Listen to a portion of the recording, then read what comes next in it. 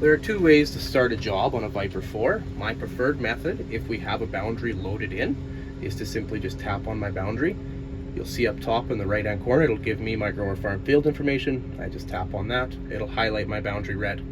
We would then see any active jobs that would be in this boundary. Being that we have nothing in here, it's blank, so we're just going to go start job. It is automatically auto-populated the redhead training, and the field is parking lot.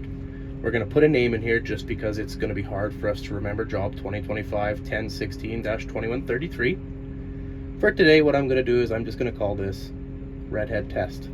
That way, if I need to come back to it in the future, it's easy to find. Then I'm going to select my rate mode. Say I want to spray at 10 gallons. You'll see it's already populated my scout for parking lot because I've tapped on my boundary, so I can simply just hit my play button.